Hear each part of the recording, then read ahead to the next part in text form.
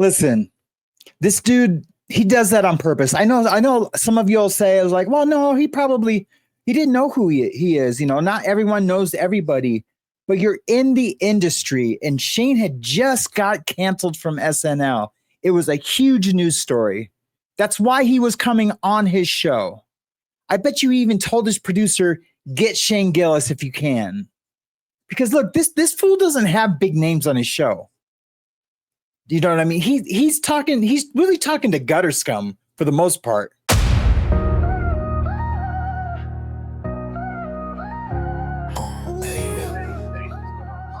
Hey guys, welcome to After the Bars. I am Sam. Really good to see you guys today. I have a special treat, something a little different, not something I haven't covered before, but that I watch all the time. I watch a lot of comedy shows on YouTube. It drives my family nuts. I'm always watching some, always laughing when everyone else is quiet or concentrating. I'm a huge comedy fan, so I consume a ton of comedy content. Well, yesterday I ran into a guy named Leon Meows. Is that his name? Let me just make sure. I don't want to give the young brother. I want to give the young brother some credit. Let me find him. Oh, I got him up here. Let me see. Yeah. Oh, Lion Meows. Leon Meows. I'm a guy named Lion Meows. He's super insightful. He covers a ton of comedy content. If you get a chance, go over, check him out, give him a subscribe. Because he hit me to this video of, here, let me just pause this. I'm monitoring the Diddy sentencing. I should be doing it live, but I'm not. Let me just mute that. So I'm just browsing around, and I see a title that says Shane Gillis gets in a fight at the Mothership or something like that. And I'm like, what? And I just figure it's clickbait. And so I go check it out, and sure enough, he has a video of a cat named Brian McCarthy giving his account of a altercation with Shane Gillis. I just found it fascinating for a couple of reasons. This McCarthy character, he's a personality that I've come across in my time through working in the corporate world, being incarcerated, just being a people watcher personality. I've had to, when in Rome, do as the Romans, fit in for my own safety, things like that. So I'm constantly watching people. And this dude has a personality that I think you guys are all going to be familiar with once I start pointing out the little things that he does. And then I'm going to swing it back around to a lesson in recovery from alcoholism or drug addiction. I think I should be able to tie it up in a nice big red bow, and I'll see you on the other side in 2 and 2. I'll start to respond. Good morning to the chaos we ride. So when I get texts, my own ideas.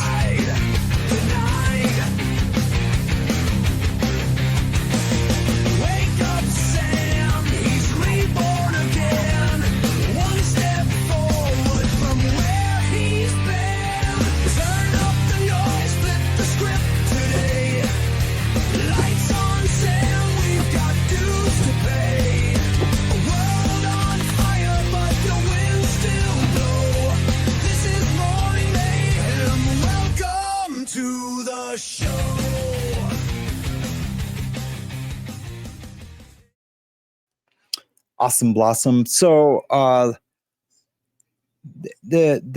gentleman is this guy right here. His name's Brian McCarthy. I looked him up. I didn't want to do a whole big background bio on him, but he's a New York comedian / podcaster, best known for the Brian McCarthy interview show. I've never heard of it, but I don't listen to a lot of podcasts like on Apple Podcasts or Spotify. But he must be pretty popular there. His presence on YouTube is he's been putting up videos for a couple of years, but I don't think he has a video that has over 4,000 views, 5,000 views. Maybe he might have one outlier that's a little more than that. He kind of has a rotating cast of comics and creators and online personalities. And he's kind of earned a reputation for unfiltered and funny and sometimes chaotic interviews. But I know you, dude. I know you. I know you very well, and I don't know you, but I know you, and I'm gonna call you out on every little thing that we see here in this reaction video. And just a reminder that this is fair use. I feel like him and his producer might be the kind that would maybe copyright strike for doing reactions to his stuff, especially if it's negative. I don't know, but there's something super shady about this dude. And he somehow has manipulated his way into the to the graces of Joe Rogan and others. And we'll just have to wait till we get responses about all that. So basically, he ends up going down to Austin. And he's friends with Joe. I guess he was invited by Joe to come check out his club and to kind of hang out with the Rogan sphere a little bit. Just let you hear it from the horse's mouth, if you would. Afterwards, I'm in the green room and I get a text from Joe, and he's like, "Hey, come down to Mitzi's because I'm in the Did I say that right? Mitzi's? Sure. Yeah, Mitzi. Mitzi. Okay, Mitzi. okay, Yeah. Mitzi's right. Sorry. He goes, "Come down to the bar and come hang out." And this is my last night. I hadn't really hung out, so I was like, tonight it's the end of the run again. Look it up. Joe's going to be more relaxed. It'll be fun. Blah blah blah. So I go down to this Mitzi's bar. Go on. I give Joe. Already, let me just say something. Already, he's starting to show his character, and that's fine. He's maybe this is a character. Maybe he really doesn't know how to say Mitzi's, but he's been around the comedy world, I'm assuming, for a really long time. And to question what the name of Mitzi's is at the mothership, because Mitzi is Pauly Shore's mom, and they own a club called the Comedy Store, or they did, called the Comedy Store in Los Angeles. I used to go there. I used to see, well, not used to. One time I seen Pauly Shore parking his car in front of mine. And it was pretty cool. I mean, it was a long time ago, back when Pauly was Pauly. And everyone knows who Mitzi is. Every comic in the world knows who Mitzi is. So for him to say that, it just shows his character. And I wish I could come up with the name of the character or this personality style. I don't have a DSM-5 around to try to figure it out. I could probably chat GPT it. But anyways, let's let him dig his own grave. A hug, and I said, "Boy, it was really good. I watched the whole hour. It was a lot of fun, and blah blah. Congratulations! I know he made a lot of money that weekend." So, and he looked like he was very happy, in a good mood, and that was great. So, he's talking about Shane Gillis. I'm talking to Joe, and then Joe says to me, and here's the story. Okay, is what we've all been waiting for. Okay, so Joe says to me, "Have you met? This is my friend Tony." Okay. And I'm talking to Tony this guy. Heathcliff. So I'm talking to this guy, Tony, and I go, "Hey." You see how he says, like, so I'm talking to this guy, Tony, like no one knows who he is. Like he doesn't know that everyone knows who he is. See, it's little things like that. Like, so I'm talking to this guy, Tony, like it's just some dude. And then like, if he finds out that he's famous, like, oh, wow, I didn't know. But it's a personality style that especially if you're recounting a story where you can look either good or bad, and you're leaving it for us to decide. It goes to show you're already trying to like what I do wrong, and I ain't no punk, whatever. But let's listen. This when I heard it this morning, I knew I had to cover it, and I don't even cover this kind of stuff. How you doing? And he's not a very big guy. He's a little guy, and he's talking to me, and he's got a big black hat on, and he's like, yeah, talking to me. I mean, he's a very nice guy. And I said to him, "Are you the Kill Tony guy?" He goes, "Yes." And I said, "Oh, look at that." Liar. He's a liar. He's a liar. This guy is in the podcast realm. He's if he's worth anything, this guy runs in the podcast circles in the realms. He's friends with Joe Rogan. And for him to say, "Oh, are you the guy that has that Kill Tony podcast?" That's bullshit. It's bullshit. I said, "Well, congratulations, you're really killing it out there." And he's like, "Yeah, nice." He was fine. No static. And then, it's like, yeah, no, he was cool, man. Yeah, that this guy Tony, he has a podcast. It was fine. So then I'm talking to him for a minute, and then Joe comes over, and I said to Joe, because we talked about like maybe going out and getting in some trouble, maybe running around a little bit, seeing a little bit of Austin. They opened a Mother's Ruin down there, maybe go over there. So I said to Joe, "So what's the plan for tonight? What's going on?" You know? And he goes, "Well, Shane's on his way." And I said, "Oh, okay." He goes, Shane's on the way over here. I said, "All right, that's cool." So great, fine. So I'm talking to Joe, and then Shane comes in. Okay. Shane's about 6'3", maybe something like that, 6'4", maybe. Big guy, little mustache, but big guy. And kind of see how he just gave him a dig. Did you guys hear that? Little mustache went like that, almost like to say it's like a Hitler mustache, or that maybe insinuating that maybe he's a racist. I caught that, bro. I caught that. He doesn't have a little mustache. His mustache goes all the way across his mouth. He's a big dude, but it doesn't look like a little mustache. I mean, it's not a big brush like the homies get in SoCal, but it's not a little mustache. You fucked up for saying that, dude. Comes in, goes right over to Joe, says to Joe, "Hey," and he gives him kind of a hug. I mean, they're clearly good friends. And then Joe says to Shane, "I want to introduce you to Brian. He's a good friend of mine from New York." And Shane immediately goes, "I know who you are. You said a bunch of shit about me on your show, and then you tweeted it." So I'm like, "Oh, okay, I guess we're doing this." Yeah, so pretty confrontational. So I said to Shane, and by the way, this is almost, look, this is pretty much right on point. I'm not going to say I'm quoting, but like any liberties. I'm really going to try to keep this as close to like what really happened as possible. And for those of you who've listened to this, and sometimes you may hear things I say that sound fantastical, and then you'll go like, check me. You'll always find out that it's true. You know what I mean? Like it is really, I don't want to oversell it, but like, I'm really going to tell this to you in how it really happened, because then it's more interesting. So he goes, "You said a bunch of shit about me, and then you tweeted it." And I said to him, I said, "Well, not really." I said a bunch of shit about you, but I never tweeted it. I don't really tweet. I said, but I did say a bunch of shit about you. So Shane is standing there, and he's not aggressive.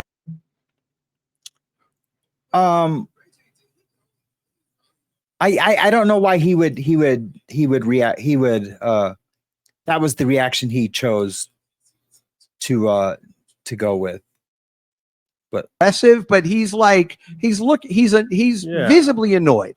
So this guy Tony comes over, right? Tony stands next to Shane, and the image that popped in my head is, you ever see A Christmas Story?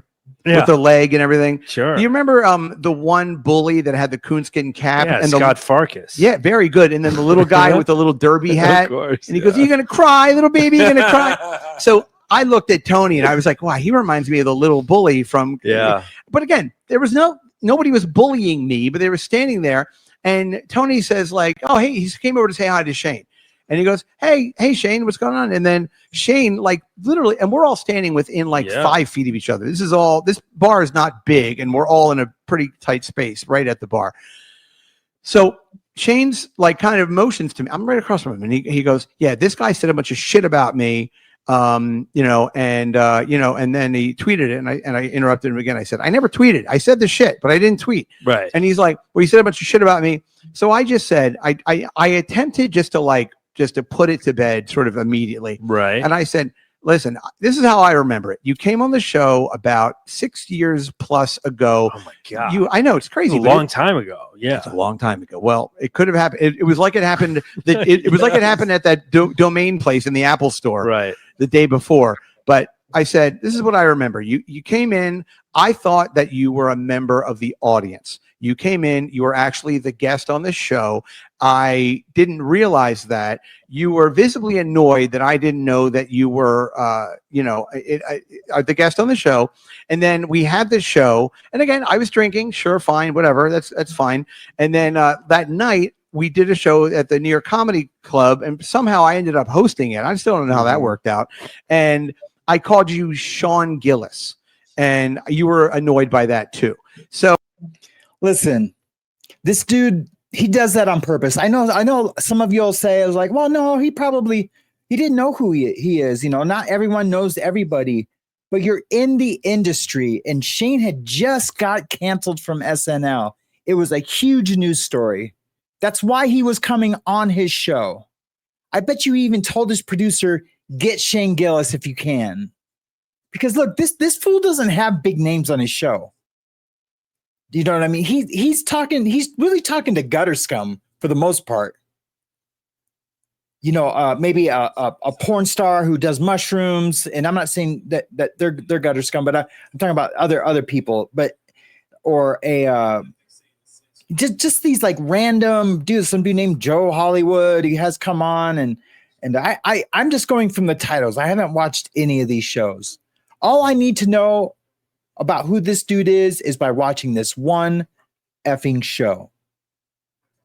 And I'm telling you, and you heard him. He said he was drinking, and I'm going to make a point about that later. So my memory, my recollection of our interaction was that you were high-handed with me, and you weren't particularly I don't know, friendly to me about you weren't really putting up with. I said, but again, you just gotten, I think I said you got fired from SNL like 3 times. I said, you just gotten fired from SNL, and you were maybe you were in a bad place, or you were grouchy. I feel like this is way. See, he knew who he was. He knew who he was, because if his excuse for the argument or for whatever, or for him to react to Shane's anger or displeasure or his high-handedness, to say, well, I know, man, you just got fired from SNL. I get it. Then you knew who he was. You're a liar. You're a liar. You're one of those dudes who be like, oh, what, uh-huh, no. And then try to be tough because for whatever reason, yeah, he was drinking, and I guess he had a drinking problem, and he's in recovery today. Praise God, he's alive and in recovery today. But having said that, he should be convicted about these personality traits, these lies, these certain things. And like, look, I'm not perfect. Everyone knows that. Everyone in the whole entire world knows that. Just go watch any of my interviews anywhere where I've been interviewed. I'm not perfect, but I know this dude, and I don't appreciate him talking about Shane, who really had all the right in the world to be upset, to be treated poorly, when he's blessing this podcast with his presence. He really is. He's blessing them with his presence. Before that. No. The fired from SNL thing? Yeah. No, SNL thing, a lot's happened in the past 6 years. Like, no, I know, but I remember when that happened. I thought that was way after.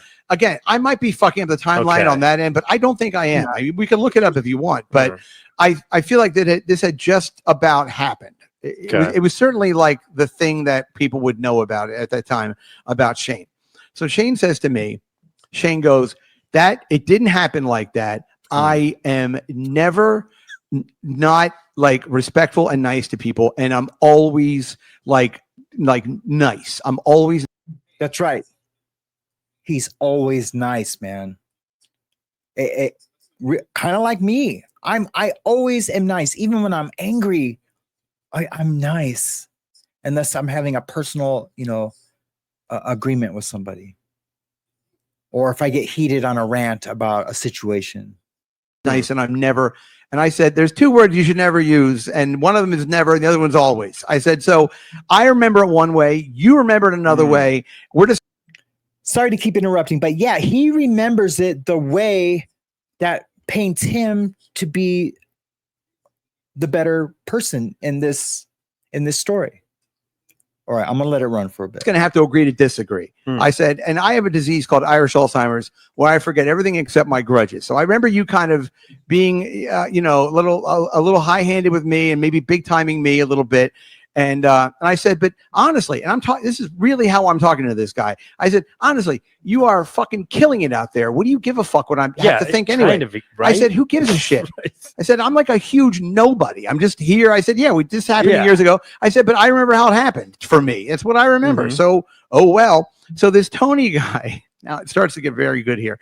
So this Tony guy goes, did you ever say anything about me? And now I'm pretty sure Kim Congdon is standing next to him. I know. Well, You never say anything about me. well, because Again with this Tony guy. he wants to kind of, he sees what's going on here and he wants to like get into it a little bit. Okay. Yeah. And so I look at him. Real shit stir. This Oh guy. yeah, little, put emphasis on little. So I look at him and I said, okay, I said, you are complicit in the election of Donald Trump. Okay, so there's that. I said, and also, you never should have said anything about Puerto Rico. It is a lovely island. Matter of fact, it's an island of enchantment. And it says it right on the license plate. And I know that because I spent Thanksgiving dinner with some Puerto Ricans and they eat dinner off of their license plates. That's funny. Thank you. Yeah. I'm just trying to fuck around and God forbid. Let's have a little fun. I'm just trying to joke around. Right. Yeah. I said, and also, I said, Dominican Republic is right next door. I said, and that is a real shithole. So I said, so there you go. Mhm. And I'm pretty sure the Kim girl was next to him and she was laughing, but it could have been somebody else. I don't Yeah. know. That part's a little blurry on that side. So he's condemning Tony for making the Puerto Rican joke, right, at the Trump rally. He's condemning that. He's blaming Tony for helping Trump get elected, which I really think that wasn't even close. I think if anything, some people left because of what Tony had said. So his premise is all bad. And he's Who I believe is Puerto Rican. she is Puerto Rican. Yeah. Yeah, she was. That's why. Yeah. By the way, ties together. hey Kim, return my phone. Okay, Yeah. Kim, return the phone. No questions asked, please. All right, we all know what Right. happened. So anyway, so I'm like talking, and then I'm kind of like, and Joe's standing there, kind of with his hand at his head, Right. and he goes like, and he's like, you know, it's like Michael apologizing for Fredo, you know, and he goes like, and he goes, and he goes to Shane, he goes, you know, Brian was a bad drunk, and I look at both of them, I go, oh, I was a very good drunk. I got drunk very well. I was excellent at it. That's I said, debatable. and I said, that doesn't have anything to do with anything. I always had fun. Fuck you. I don't care. No, I'm Yeah. sure that you. Yeah, I'm sure you had a exactly. great time. That's all that really matters, you know, at that point. So I just decide I'm going to extricate myself from this area. So immediately to my left, there are these two girls.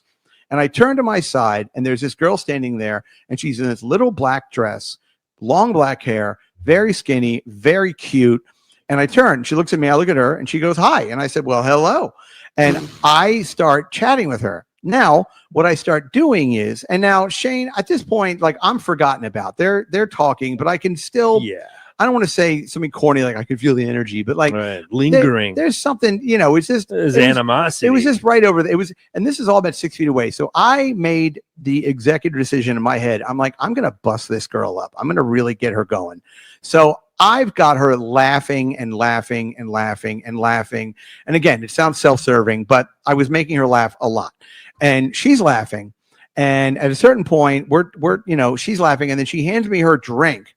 And she goes, I have to go to the bathroom. Will you hold my drink? I said, sure. Don't put anything in it. I'll get to that. So I hold her drink, and that guy Tony is standing there, and I'm kind of like, I'm waving him in a little bit because he had told me earlier that he's single, and he's kind of like looking at me like he's not allowed to talk to me, kind of, you know what I mean? Yeah, Like, probably damaged goods. but I was like, hey, this girl, I'm like, she's really nice and she's hot. I don't know. She seems like she's very friendly. I'm like, I'm married. Nothing's going to happen here. I said, why don't you see if you can, you know, and as I'm saying this to him, she comes back in and I have her drink and I give her back her drink. And I said, look, I think you should know that this guy tried to put a roofie in your drink. And I told him he can't.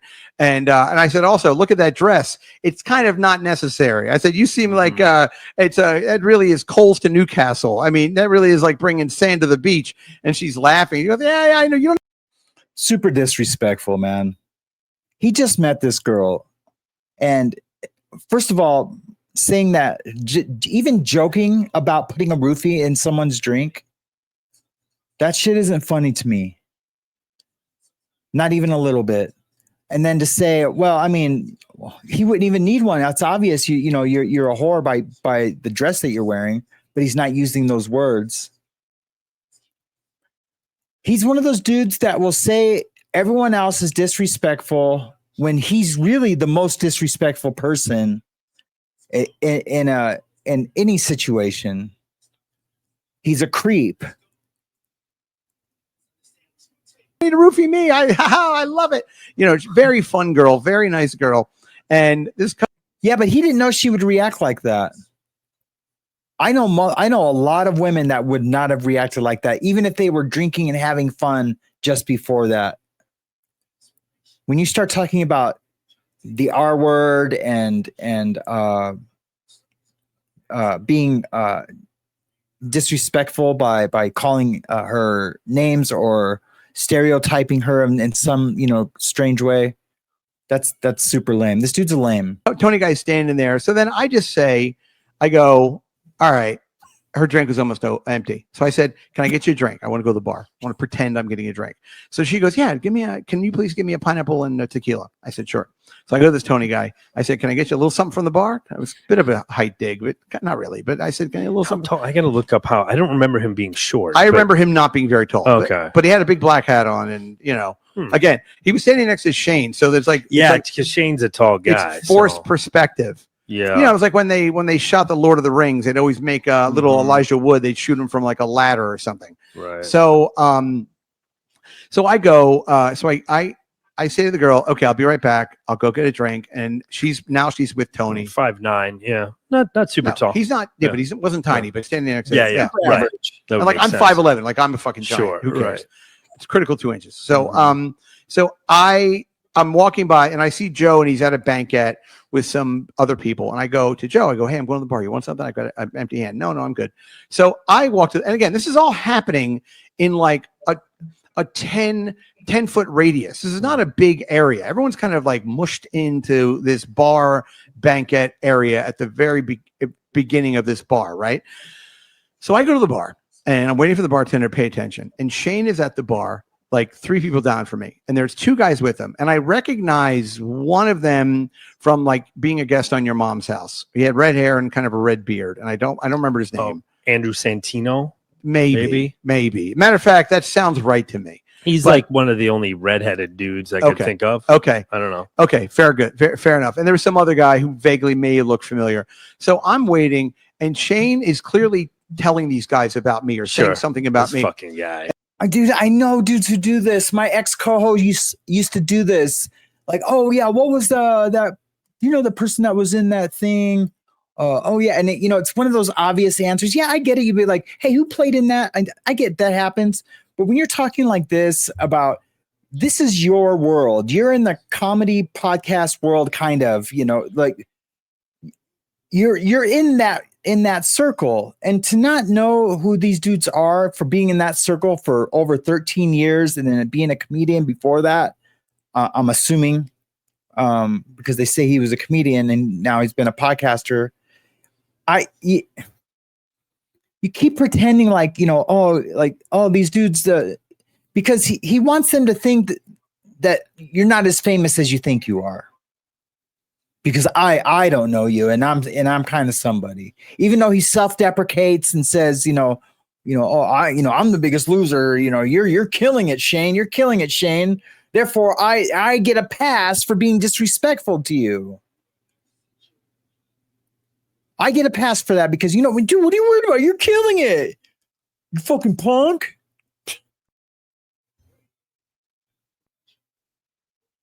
I really don't like this dude. And then Shane looks over at me and he does that De Niro thing with his fingers. And he goes, you know what you did. You know what you did with his finger. So I take my fingers out and I do it back. And I went, I'm in your head. I'm in your head. You know, I'm in your head. I don't know why, but I'm in your head. I don't know why. I'm in your head. I'm in your head. And then so the redhead guy like says to Shane, like, what is going on with like Yeah, you what and is this happening? guy? Like, what is why this? is there like What's going on is that this dude was totally disrespectful to Shane when he was a guest on his show previously. Shane hasn't seen him since then, and now they're in a personal setting.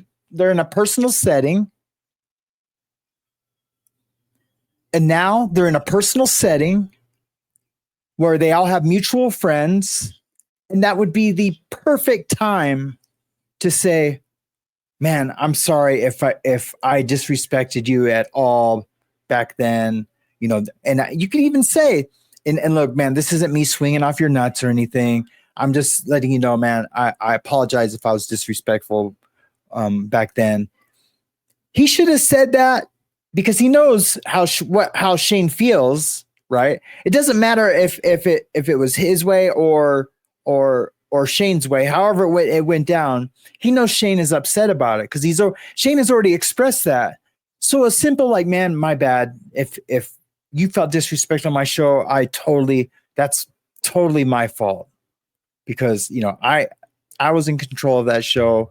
I should have, you know, researched you better to know who you are. Whatever. He knew who he was. He knew what he looked like. And he already told on himself because he already said he knew about the SNL thing. I'm sorry, bro. That's all. And they probably would have had a badass time together. But this dude doesn't want that because he's jealous of all these dudes that have more fame. That's why he acts like, you know, like, oh, you're not as famous as you think you are because that guy, Tony, and Andrew, what? Yeah, same thing. Yeah, that kind of sounds familiar. That might have been who it was. Miss me with that, man. Miss me with that bullshit. And now this is where our evening could have. This could have taken. this was the fork in the road? Exactly right. Because Shane says that guy said a bunch of shit about me on his podcast and he's being a pussy. And this is what Shane, you're going to hear this. Maybe this is what you said. So whatever. He goes, and he's being a pussy and he won't apologize. Oof. So he didn't call me a pussy, but he called me a pussy to a certain extent. You're being a pussy. I'm being a pussy. Displaying. He didn't say this pussy did. So there is a little bit of a semantics there. Yeah. And again, by the way, I'm not even worked up about any of this. I'm just kind of like, dude, whatever, man. Yeah, this was 6 years ago. Yeah. So I say to him, I said, listen, if I was a pussy, I would apologize to you, but I'm not apologizing to you. Right. What I will say to you is I will say a non-apology. I'm sorry that I am making you so upset. And that's as good as it's going to get. I said, that's it. I'm sorry that for some reason I'm making you so upset. And he's looking at me and I said, and then the drink came back and I said, bartender, I said, thank you. And I just walked away and I go back to the girl and I give her drink and I'm standing there. Pussy. You walked away. You didn't finish the conversation. You want to say all that. I would have hit you. I would have. And I'm sorry, guys. And I'm not a violent person. But I probably would have at the very least pushed him. You know, maybe not now, but I'm just thinking my old self. I don't know. Who knows, right? Who knows? And I said, I told her, I said, listen, I said, I'm going to go talk to Joe. And she said, hey, I'm coming to New York in a couple of weeks.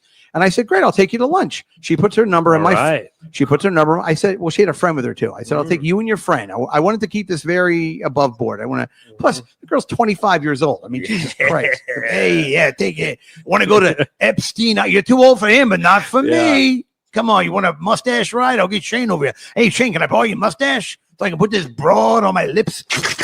Hey, you want to give the old Mechanicsville spin? See, he's a creep. He's a creep, dude. He just met this girl. Oh, but her dress says that he can talk to her and about her like that in front of these other guys. He just met her. But, you know, yeah, they get each other's number and they text, you know, later, you know, and they remain friends. Well, you're lucky she didn't find that shit offensive, bro. You're lucky. And she hasn't discovered the creep in you yet. For some reason, she thinks there's probably something that you can give her or that she can attain from you that she needs. And that's probably her reason. I'm not saying she's a gold digger or using you or anything like that. Nothing like that. But just in the world, in the entertainment world, that's how it's done. You network, you connect with people, and you certain people that you meet, you befriend them.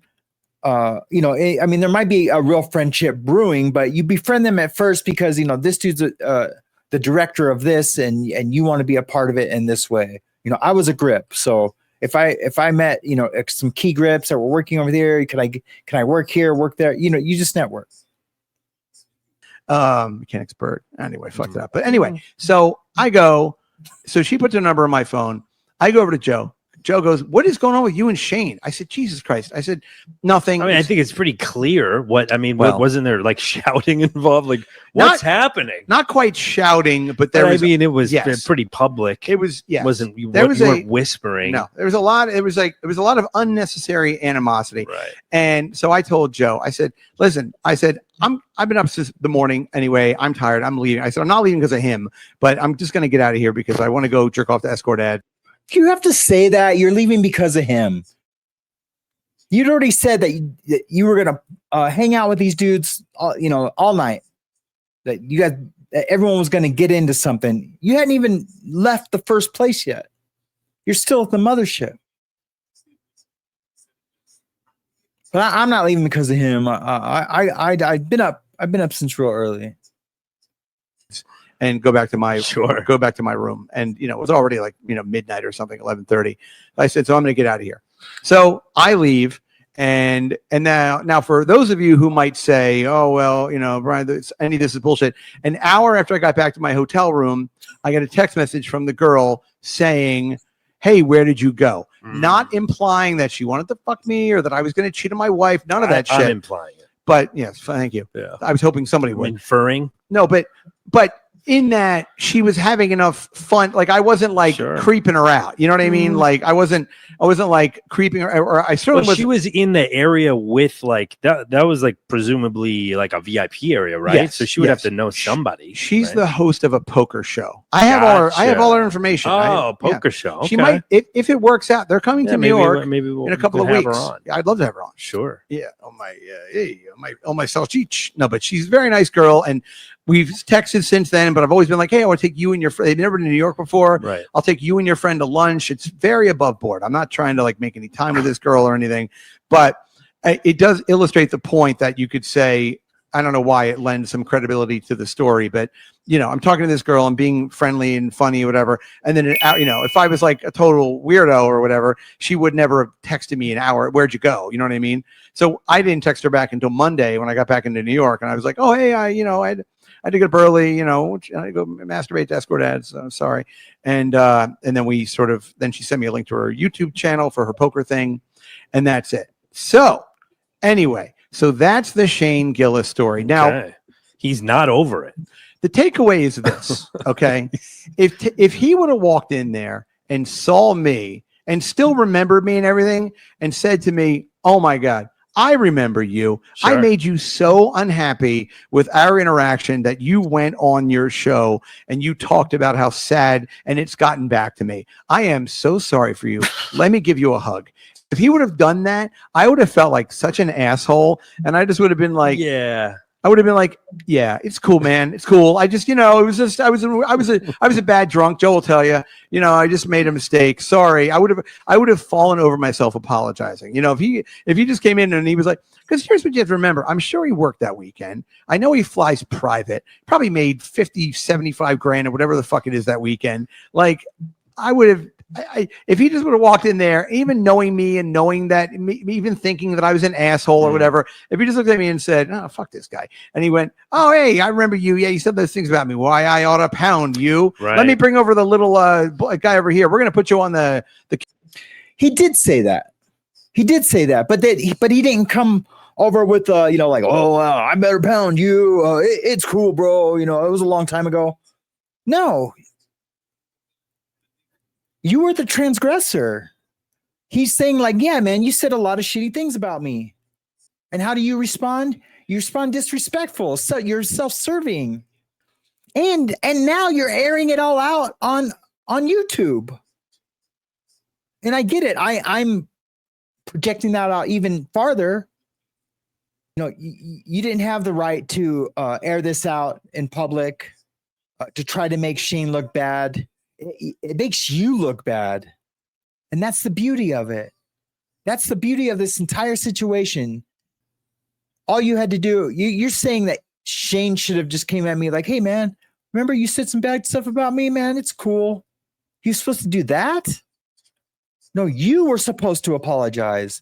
You're saying if he would have said it's cool, you would have said, oh, yeah, no, man, I'm sorry. After he, like, absolves you? Let's see what else this fool has to say. Kill Tony's show, but we're going to call it Kill Brian.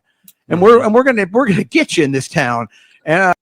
He's still doing his pretend tape that he's playing of how it should have went, with Shane just being totally, funny about it and be like, oh yeah, we should make a show about kill you. I oughta. What? Crazy. You better get your 6-shooter. We're gonna meet in the middle of the street. That would have been like, oh, this guy's fucking great. Okay, my bad, sorry. But for someone who this guy's great, man. He said it was cool that I disrespected him, treated him like a POS, out of jealousy. The jealousy is crystal clear. Go to his channel and give him a subscribe if you like his stuff. But go to his channel. The proof is in the numbers of how popular this guy is, at least on YouTube. But he must be doing something right. He pays his producer $9,000 a month. And this dude ain't no great producer, let me tell you. He's like changing the ISO of the camera during the live, and moving the camera back and adjusting microphone during the show. You paying $9,000 for that, dude? I'll do it for $3,000, and you will have an epic show. Epic. Wake up, Sam. One step forward from where he's been. Know what I'm saying?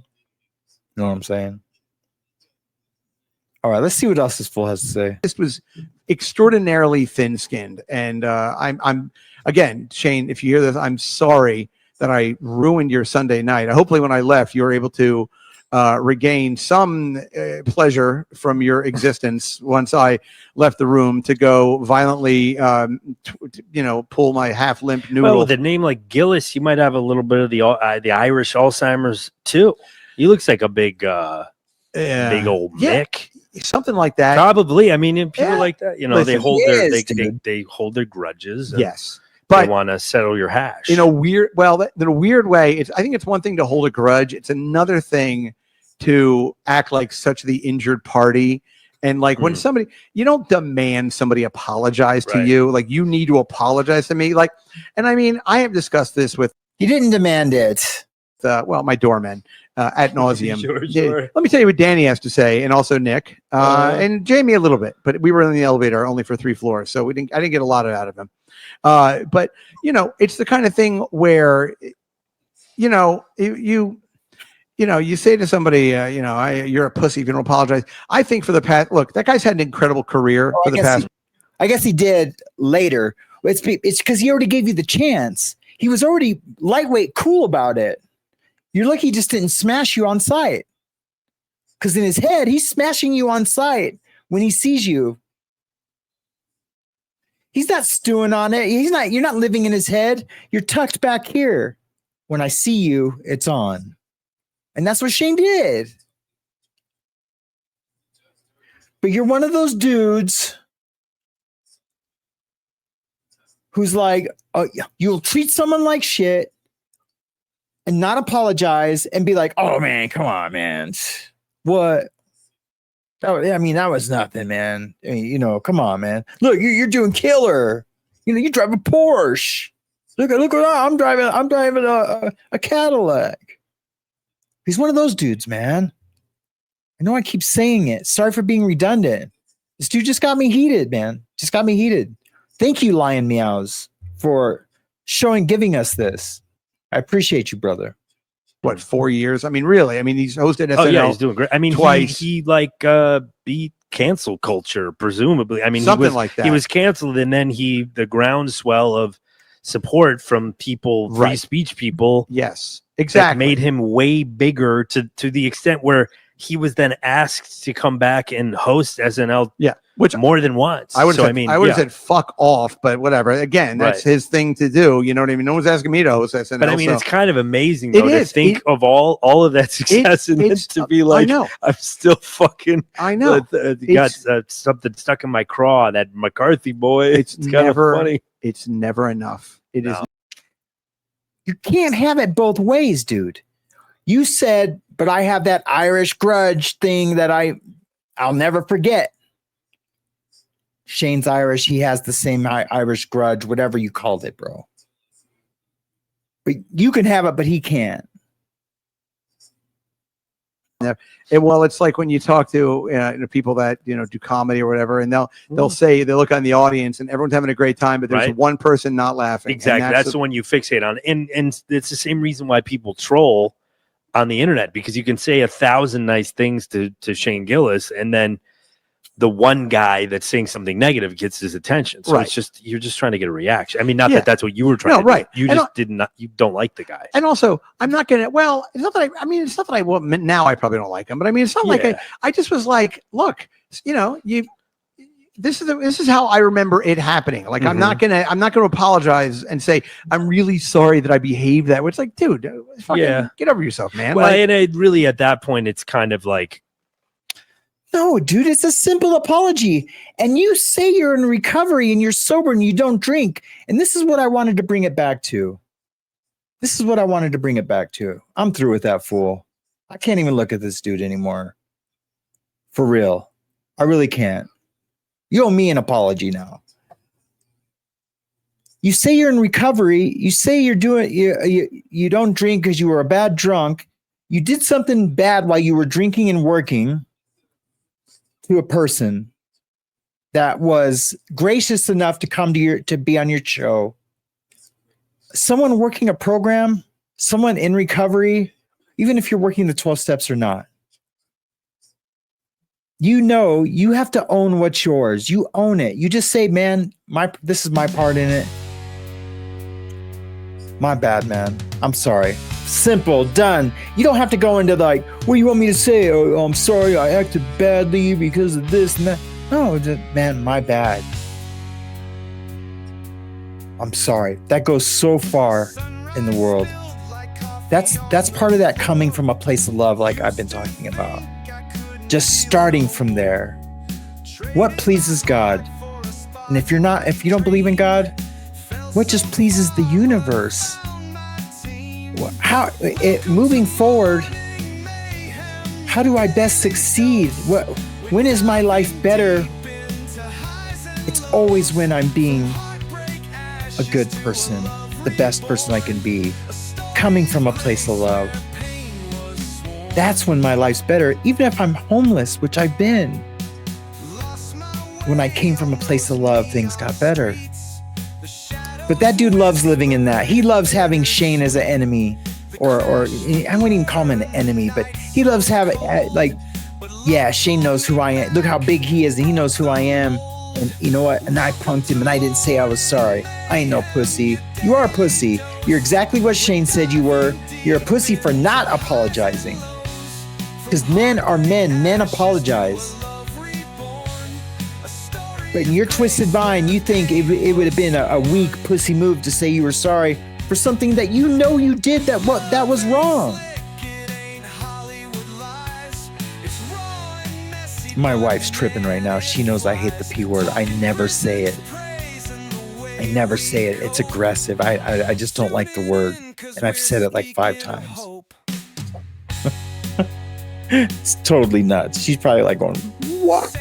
She's going, what? Anyways, guys, that's what I wanted to talk about. I brought it all the way back down to recovery. It's a recovery show, right? It's a recovery, current events, whatever the F I want to talk about show. Oh yeah, he's got me heated. I'm gonna have to get on my knees in some prayer today. I'm just feeling it. I'm feeling it. Thank you for coming and watching and all the things. I will see you guys next time. I am Sam, and this has been After the Bars. Be sure to catch our Morning Mayhem show. Be sure to hit like and subscribe. And I will see you on the next one. Peace.